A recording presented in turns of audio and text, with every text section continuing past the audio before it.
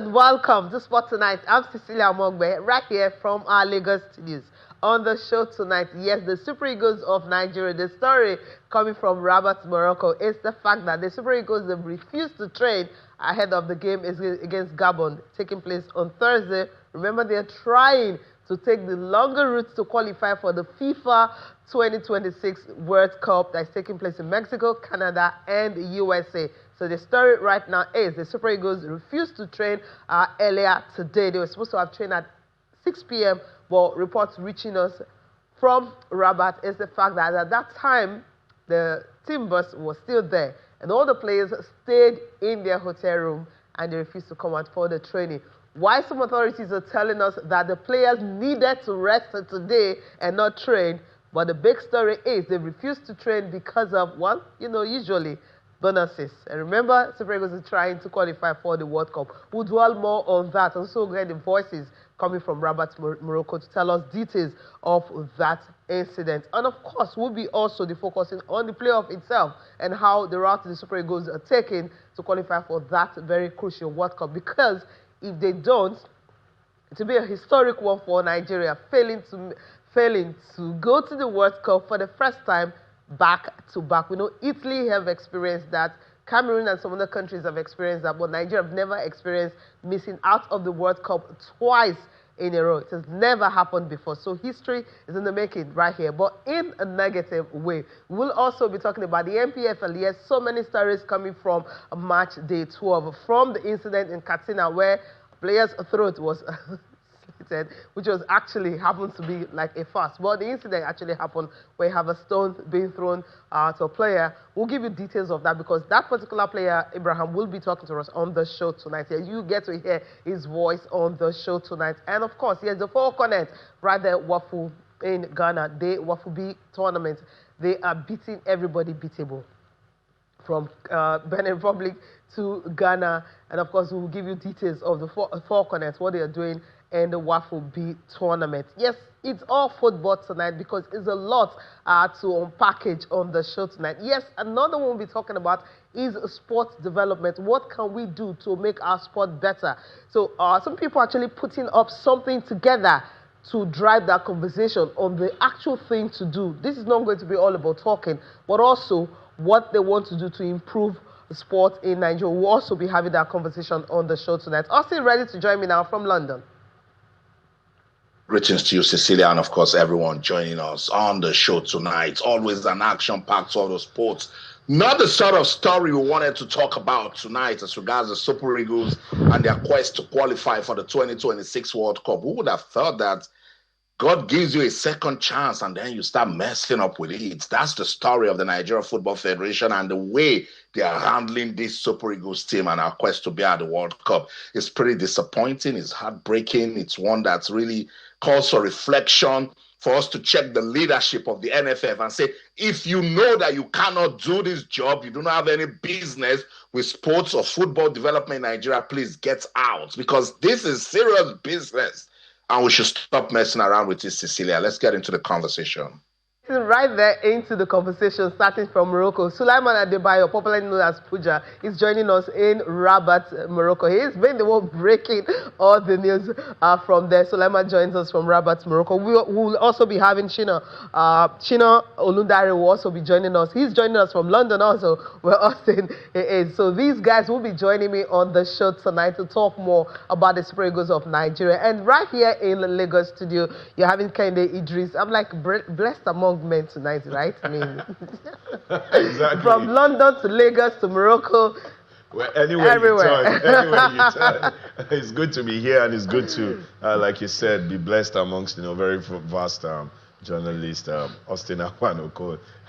Really raged at the story, and when I heard that story, I also felt we can't just get one thing right, like completely right. It's very funny how we get this chance and we might just be the one squandering this chance, just the same way we squandered a 10-match chance, and then we had to let South Africa get that, and then we went to the playoffs. So it's a worry, but I also love there is a developmental story in the lineup. I always like that because I feel if I don't gain from it, somebody close to me, or probably I'll have children, Yeah. they should gain from that. So I also love developmental story. And the NPFL, different angles to the stories. Yeah. Hopefully, we'll just stay with the very sweet ones. Yeah, the sweet one, right? It's always sweet when you have sweet stories, and the show are usually more interesting. But tonight, the sweetest one we have is the Falconets, knowing how to score goals and beating everybody right there in WAFU. That's the sweetest. The others, we're just trying to see what we can do to make it better, because the stories are not interesting at all.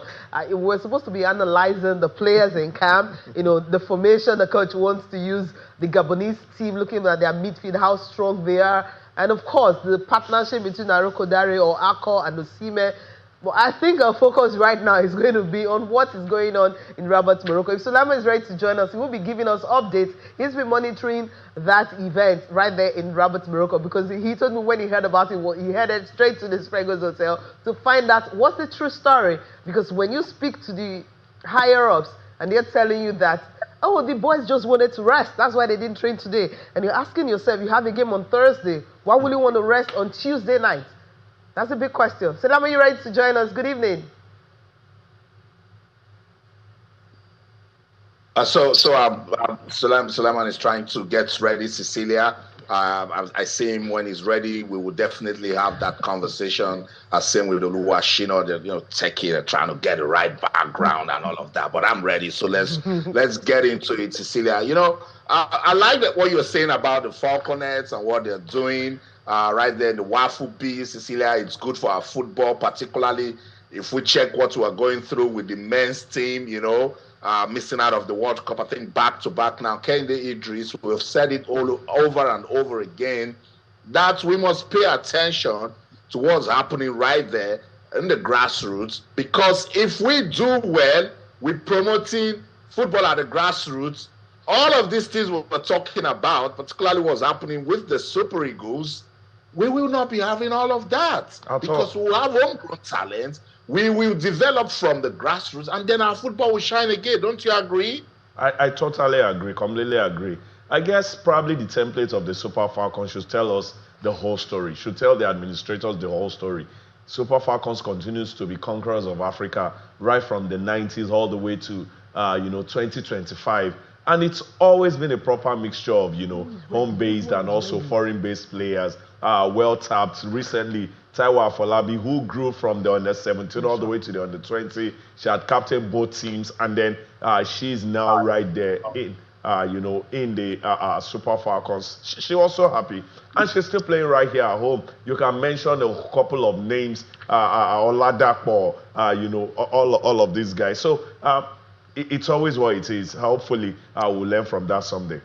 We'll learn from that someday. Let's go to Rabat, Morocco now. Sulaiman is getting ready. Sulaiman Puja, I like what I call him, Puja. Good to have you join us on Sports Tonight. Good to be on the show. Good. Thank you very much. Awesome. Tell us, what's going on now? We know the story of the team boycotting training and all of that. What's the current situation in Rabat, Morocco? Okay, so there's lots of updates that we need to get ourselves abreast of, because there are lots of issues from the National Sports Commission, the NFF officials, the players, as well as the Super Eagles officials. So we have 4 segments already on board, and the critical one is the Super Eagles will not go for any training if the allowances from the Cote d'Ivoire, issues, they've not collected, their houses and their lands. There are bonuses from AFCON that are still pending. There are bonuses from the Zimbabwe game in Uyo, bonuses from the Benin Republic and Rwanda, and bonuses and of course camp allowances for all those games. And again, the players are asking for special package because the other African countries in this same World Cup qualifiers, talking about this playoff, are getting, incentives, special packages from their government, from their federation, and nothing from the NFF to the players. So the players are demanding for proper, of course, allowances and special packages. But The truth to it is the Super Eagles player officials have come out to say they are not part of the saga. That is only the players that are demanding these special bonuses from the NFF.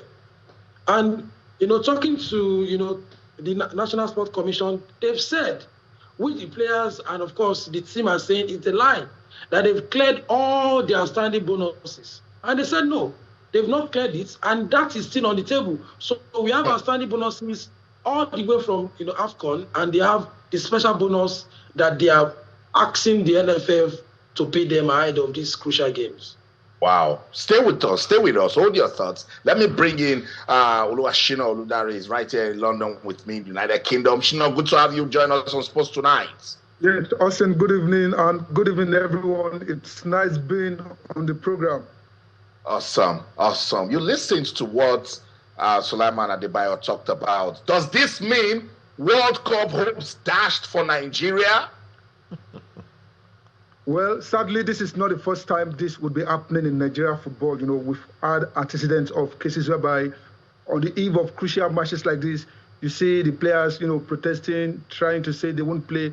But for me, I feel this is not the right time to do all these kind of things, because we need to be at the World Cup and we have a second chance.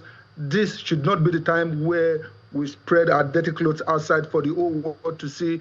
I just feel all this saga, tries to, it's all about the NFF.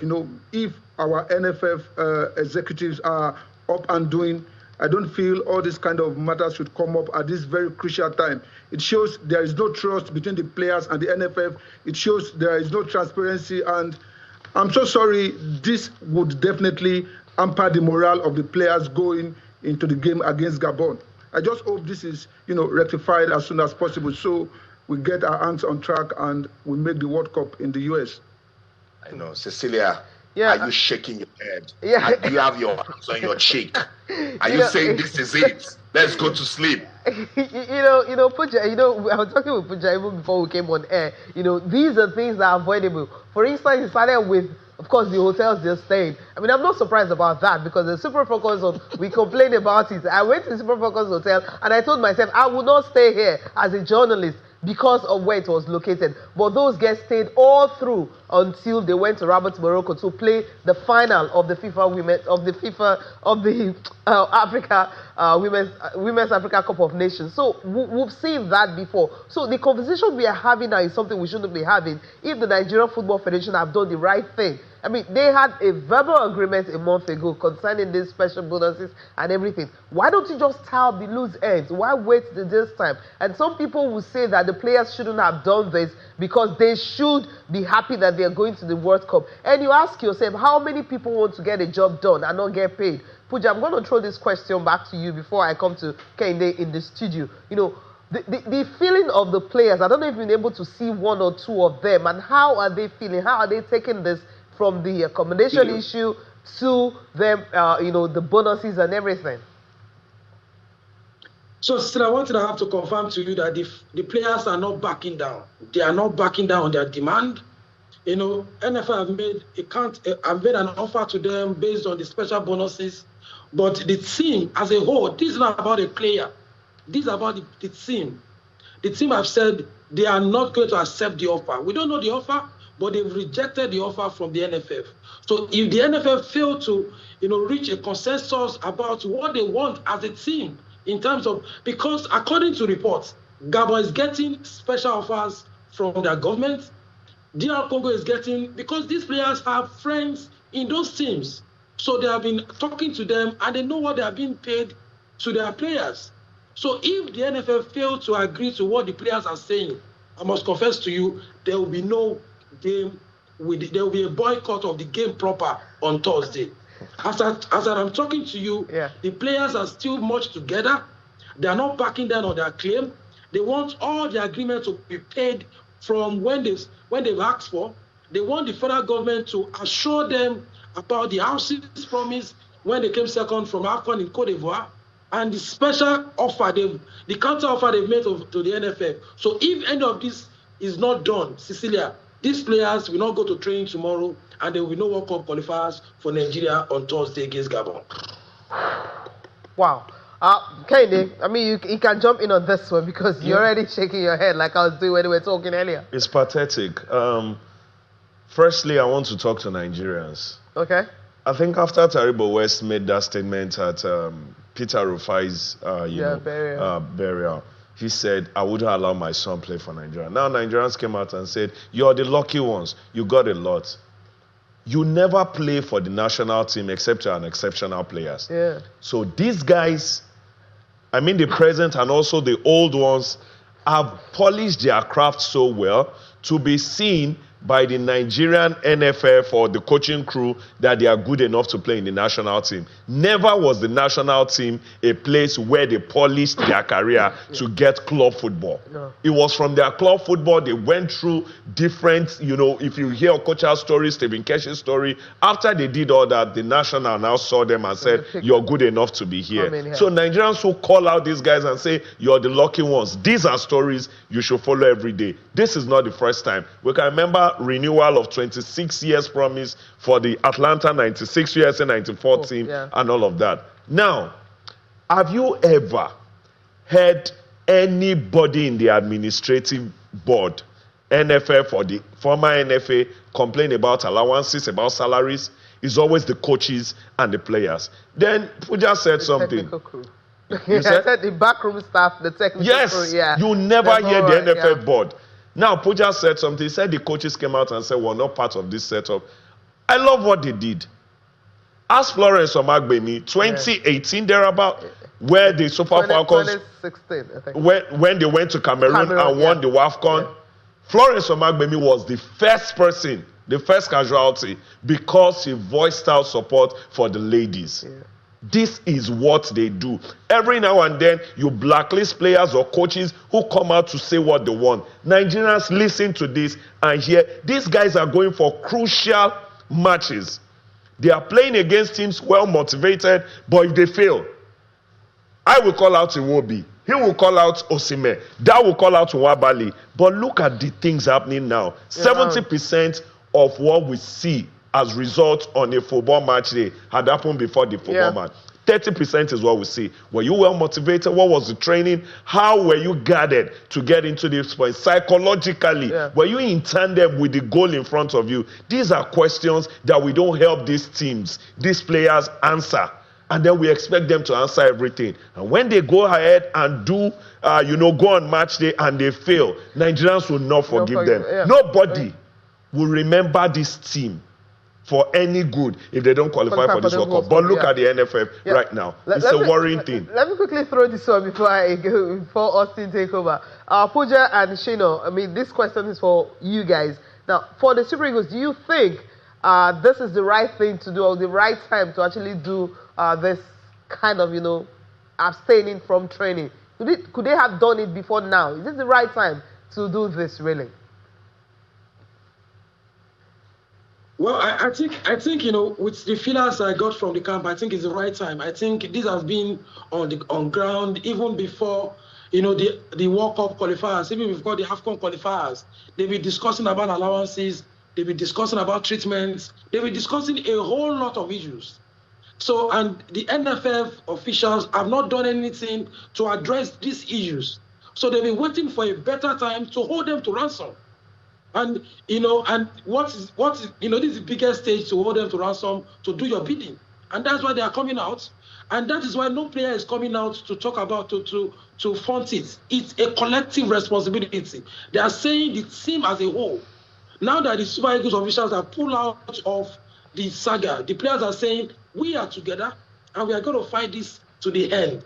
And I think this is a better time for them to actually expose the NFF, if there's anything that is going on with, behind the scene, to expose the NFF and, of course, ask for their demand on ground now. I know it's a wrong time, but it's a better time because it's very important to actually, demand for what they want. And this is the best time to actually achieve it.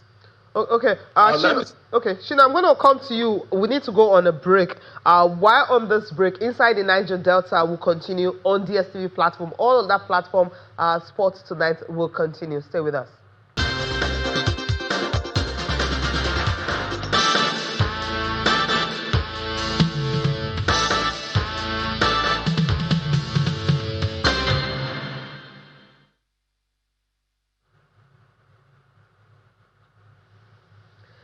Yeah, so Shino, the question I asked Epuja is also what I'm throwing to you. I hope you remembered that. Is this the right time, for the Super Eagles to actually, demand this, knowing that the World Cup is right at the corner and you need these games to qualify for the World Cup? Well, to be very honest, I'll be talking from a very balanced view.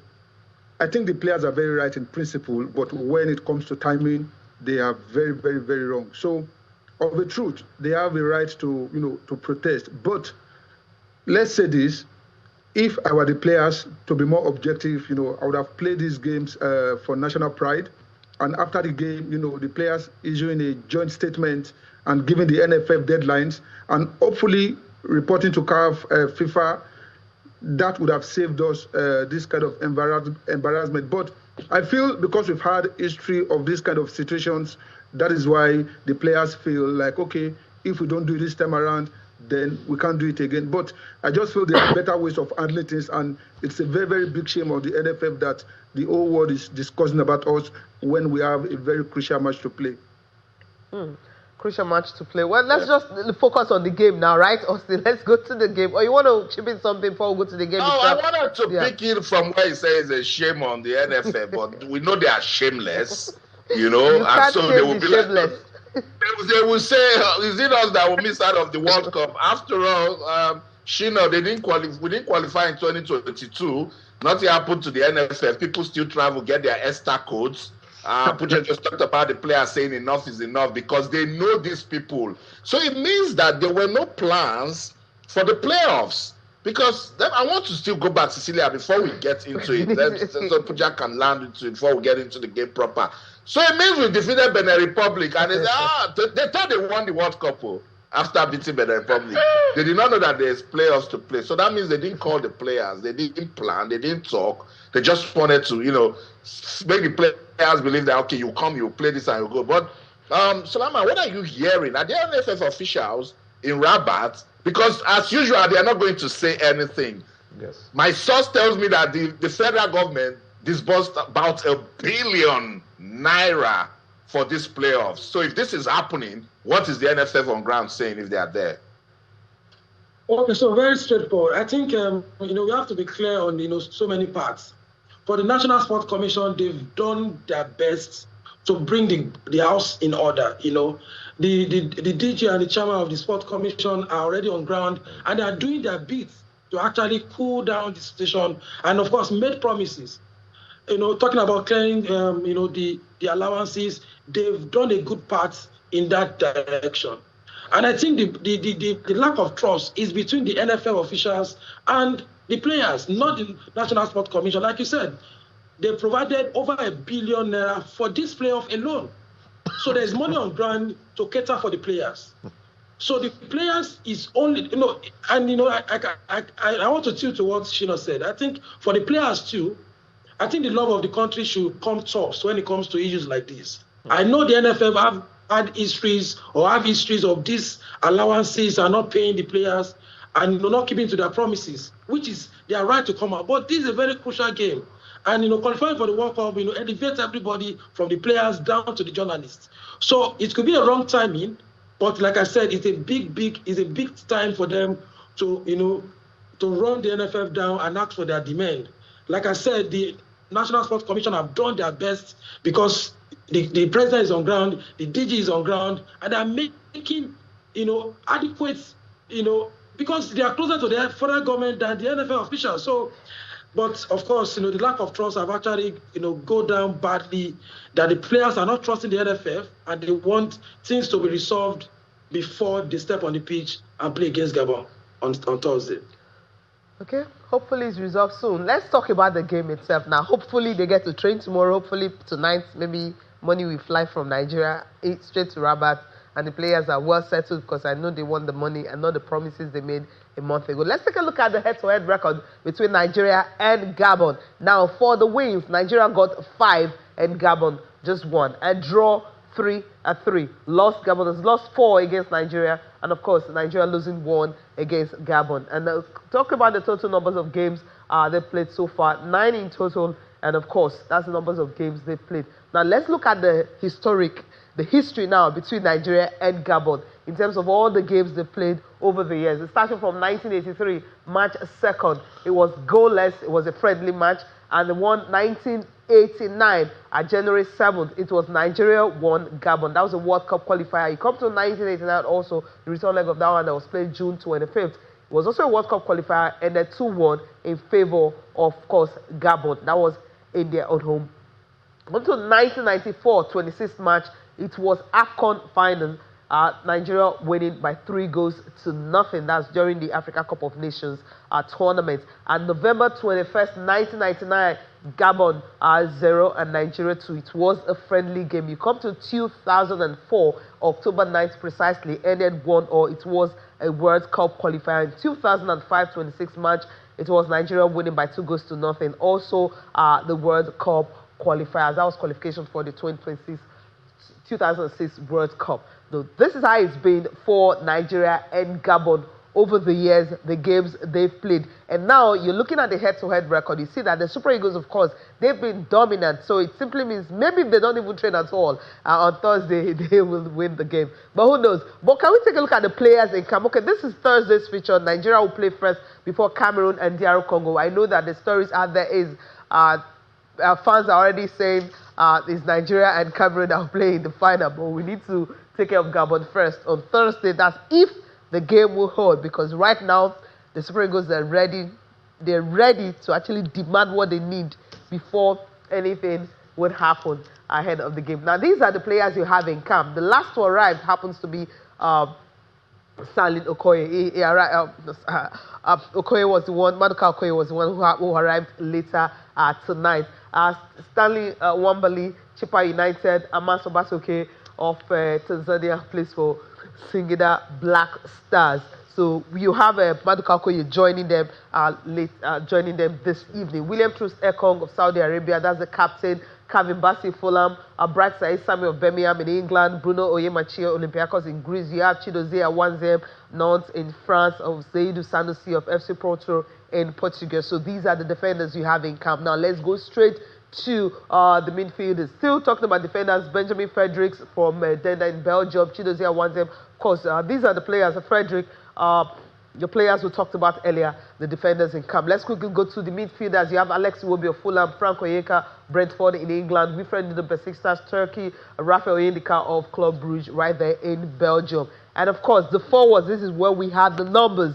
The midfield is always very lean most times, but these are where we have the numbers. Ademola Lookman, Atalanta, Italy, Samuel Chukwueze of Fulham in England, Simon Moses of Paris FC in France, Chidera Ejuke of Sevilla in Spain, and Tolu Arokodare of Wolverhampton Wanderers in England. Now let's go straight to the other Wasako Adams, Sevilla in Spain, Olakule Olusegun of Paris Museum in Russia. Novgorod, that's where he plays.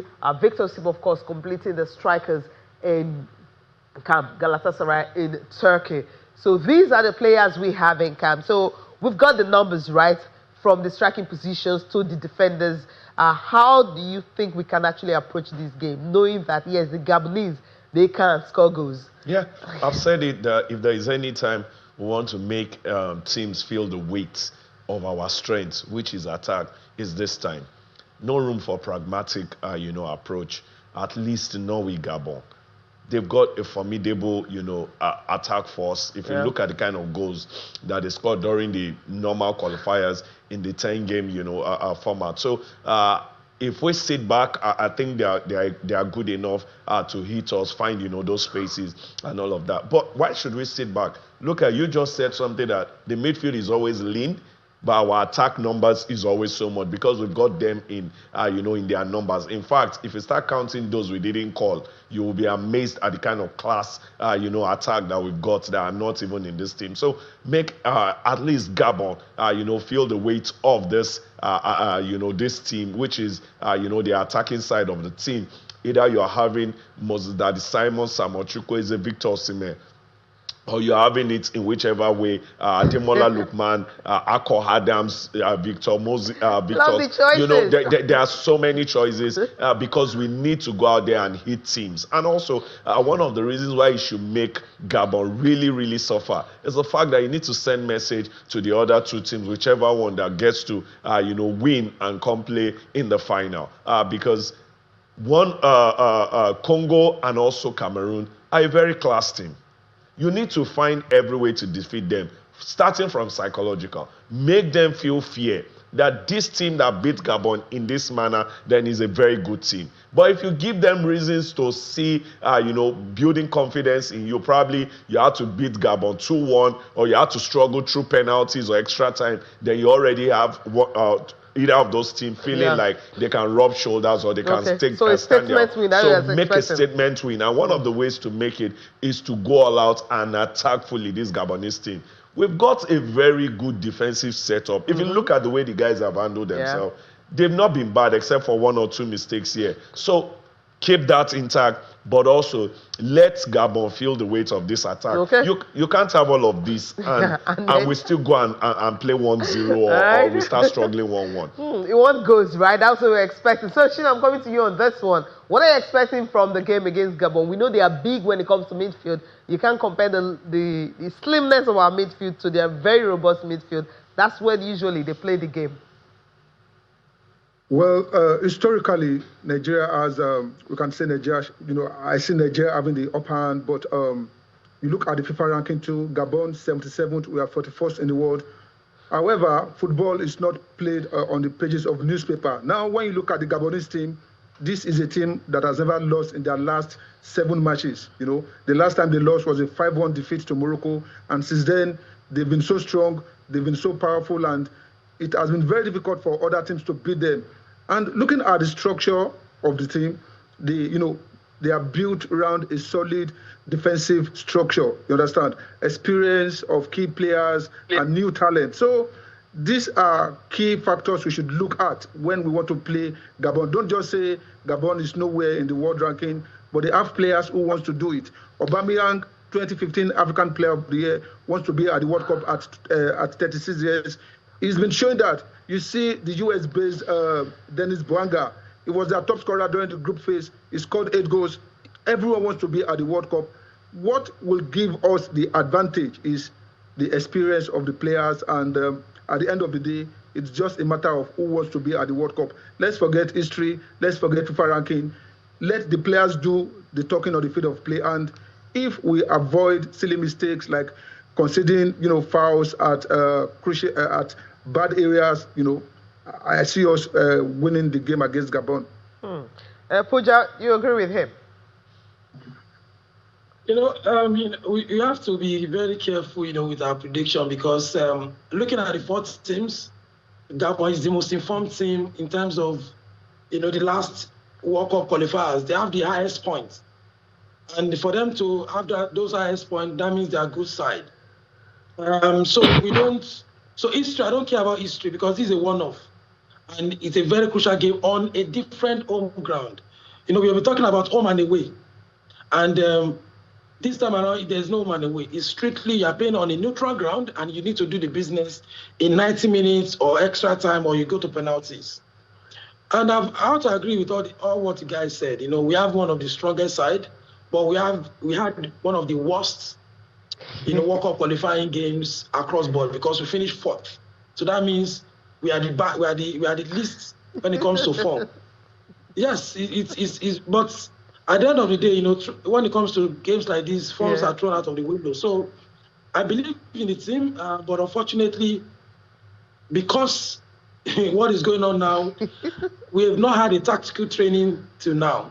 We had a full squad today, and we should have had our tactics because today could have been a closed door training so that the coach and the players will bond together and they will do their tactical. So now tomorrow is just is not going to be full tactical. So because they have to do recovery and tactical because the likes of Victor Osimhen, the likes of what's it called, Madika Okoye have not trained at all. So we are already way back. So, but the players know what is at stake, and I believe that if they play like they played against Benin Republic with that mentality, there's no team in this playoff that can stop Nigeria.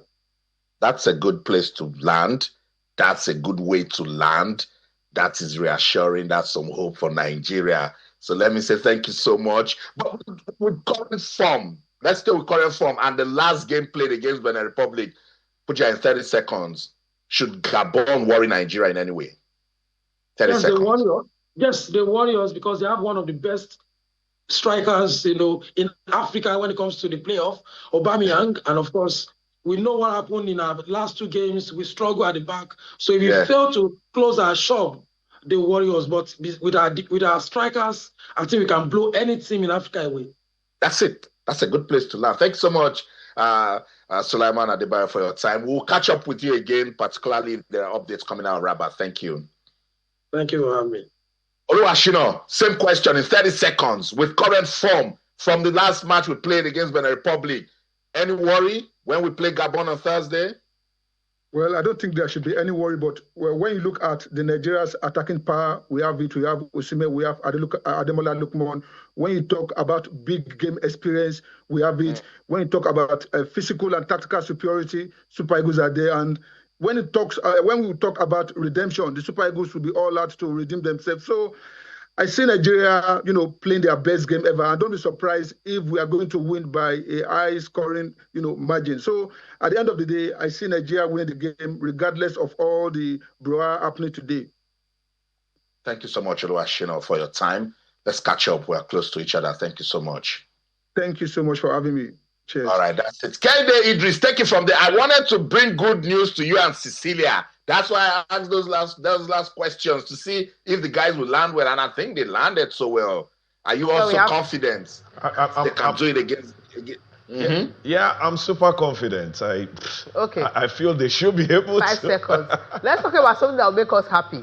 The results earlier today at the WAFU on the 20 Girls Cup taking place in Ghana. Yes, I mean, something you want to cheer about. No, Janet is a name everyone needs to always remember. I mean, this babe knows how to score goals. She came in from Rashidat Assistant Shoulders Academy. That's where she came from. Yeah. And then she went to National Museum. So it tells you the growth on the 17, and now she's with the under 20 team, and she has been banging in the goals. So you see, succession plan is already in place for the Super Falcons. I hope when they get to final of next year WAFCON, they demand for special bonuses, because Super Eagles, after 10 games, refused to qualify for the World Cup. And now to play the playoffs, they're asking for special bonuses. Now, think about that. Okay, Ghana, Nigeria was Nigeria 3 and Ghana 0. And of course, the Giants are starting with the goal. So the Falconets, they are main champions. And of course, they will play the team in Group A for them to be able to win the overall. So Nigeria and Benin is the next fixtures, and this will take place, of course, tomorrow to wrap up the WAFU B. So the Falconets are doing so well when it comes to this particular tournament. So yes, round of applause for these girls. So let's quickly go to the NPFL. So before we talk about NPFL, yes, this big one, the big dialogue. We need to listen to the organizers, all the big dialogue. Okay, we just run through the NPFL before we talk about the big dialogue, right? Okay, match day 12 result. It was Rivers United beating Kun Khalifat away from home, and then won in Plateau United and Benin Insurance. Benin Insurance are really digging goal. They could have been at the bottom for 3 points that were taken out from Kano Pillars. 1-0 they lost in Plateau. Remo Stars beating Academy Warriors 2-1. Finally, they are taking the bounce. And Abia Warriors and Aimba ending goalless. That was a big derby. Could have gone either way. Rangers and Shooting Stars Rangers winning by Longo. Nasarawa United and Kwara United, that ended 1-1. Warrior Wolves and Ikorodu City. For me, this was the game of the weekend. Warrior Wolves knows how to go away from home and collect all the points. They've done that 3 times or 4 times this season. The other was a draw. But then Ikorodu City had to show them how to also lose at home. Wiki Tourists and Niger Tornadoes ended 1 in favor of Wiki Tourists. And of course, these are the games for you on match day 12. Okay, we have other game, Katsina. And of course, the big game that generated lots and lots of controversy. I promise you guys that you're going to hear from Abraham. That's the guy who was actually, throw stone at. Let's quickly listen to him before we go to the big one, which is the big dialogue, right?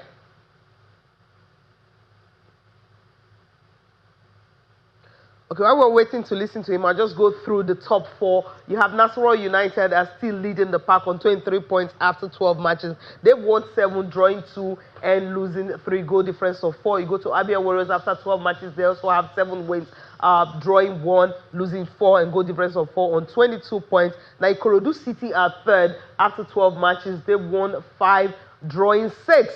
And losing 1, and of course, goal difference of 7. They have the better one, 21. And of course, Rivers United completing the top 4. 11 games they've played, 5 matches they've won, drawing 5, losing just 1, same as in Ikorodu City. And of course, goal difference of 4 and 20 points. That's where they are. Now, the bottom 4, you have Kun Khalifat. And of course, Kun Khalifat, for them, after 12 matches, they've won just 3, drawing 3, and losing 6 matches, goal difference minus 5, of course, on 12 points. It comes to Barra FC. After 11 games, they've won 2, 4. That's numbers of draw, 5 losses, and of course, minus 6 and 10 points. Ben Insurance right there close to the very bottom. After 12 matches, they've won just 1 game this season. So they can't win at home. They can't win away from home. They've won 1 game this season. They've drawn 6 and losing 5, minus 5 goal difference on 9. Of course, Kano Pillars at the bottom. So you have 2 games they've won so far this season, 3 and 6. And of course, they have 6 points after that. 3 points was deducted from there. If Abraham is ready, we'll quickly just take him before we go to the big sport dialogue. When we were playing a match, they were leading us a goal to nil, and we equalized. So when we equalized, when we were celebrating, they started throwing objects toward us. So one of the objects hit me, and I got injured. Blood was flowing through my body. So the doctors came inside the field. They took me. They wanted to take me to the ambulance. So when we were going to the ambulance, they started throwing stones again. So the doctors have to abandon me and run out for their lives. By the help of our team doctors and everything, now I'm feeling a little bit better, and I'm hoping and praying that I'll resume training on maybe Wednesday. What I'll tell my fans and the general public is that they shouldn't panic, they shouldn't put fear, because there's nothing like they slaughtered my throat. No, there's nothing like that. It's an object that hits me. There's nothing like they slaughtered my throat or something like that. And what I will plead with the general public is that they shouldn't put false news on the internet. I'm begging the general public that anytime they heard something, they should do their investigation well. I'll throw this to you. Hope it's not an object. Celia, you know my views on violence. Unacceptable. It breaks my heart because some of us we are giving so much to promote this league. I just don't understand why we are still where we are. And again, the media, I'm in London, for instance, and I see headlines saying fans slits throat of Katsina, Barra FC player. We should be careful how we use social media. I've said it over and over again that persons must be responsible with it. When you get a news story, verify, call people, particularly when you're not there. I'm not in Nigeria. I cover the league because I know club chairmen, I know coaches, I know players, I know persons, leadership of the Nigeria Premier Football League. I can call and verify stories. But it's such a shame. Katsina United, they have accused Barra FC of doing shenanigans, of telling lies, acting drama. But the guy is injured. We saw blood. I don't know, but I like what they have done. And let it serve to people that, look, this cannot continue. And Kehinde Idris, if it continues, it's time for us to start saying goodbye to clubs that are not serious to stay in the NPFL. Simple as that. Measures should get more drastic. We've seen Kano Pillars, relegate because of issues like this. They came back from relegation, was seeing it happening again with their fans this season. I was in Lagos, right there at the Agege Stadium, when they were playing the FA Cup final, and I saw Kano Pillars fans and the way they reacted to officiating everywhere in the world. You hear Arsenal complain, Barcelona complain, Bayern Munich complain, Chelsea complain about officiating, but they understand that someday it goes your way, someday it doesn't go your way, or someday, even if it doesn't go your way, do the needful and stay away from the referee by getting your result. Katsina United, I read what they put out there. We're very disciplined. I've followed Katsina United for years now. It is hard and very, very dangerous to go and follow their games right there at home. And when we saw this video, showed things being thrown. So if you say they are playing shenanigans, why did your fans start throwing things? This is the reason why a lot of persons come to Lagos and have enjoyable football. Anybody visiting Ikorodu City, when Sporting Lagos was here, when MFM was here, come and play good football, get good results and leave. If you cannot play good football, then you don't get results. That is what football should be all about. It's bad, but I've said it time and time again. If we continue this, 9 million, ban them from their home, their fans cannot watch them. Without 3 points, it will not go anywhere. I agree. Kayode Idris, I know you are not happy with it. I'm also not happy. I just hope that we will do the right things and bring some sanity and professionalism into league football in Nigeria. That's the show. In London, I'm Austin Okonakpan. In everything you do, remember, let's keep talking sports. Bye for now. Yeah, Austin. I mean, it's a sad one that happened to a Ghanaian player. And I mean, I hope the Ghanaians are watching understand that, yes, it wasn't a slitting of throat or anything. He's alive. He's doing well. He's going to resume training on Wednesday, as he said. And, of course, when the object thrown to him, chest and chin, that's where the object, hits him. Believe we always want to get the true story out of it. And hopefully, don't worry, we'll talk about the big dialogue. On Thursday, we're going to bring you that story, something big happening in Nigeria. What are we going to do? What's the way forward? You hear that from us on Thursday. Kayode Idris, thank you so much for coming on the show tonight. It's good to be here, but I just want to quickly put it out there. The Super Eagles and their boycott has a lot to do with them getting more respect from the administrators than the monies or allowance involved in all of this. They feel always disrespected. Thank you so much for having me here. Thank you for watching. I'm Cecilia Mogbe. Have a good night's rest.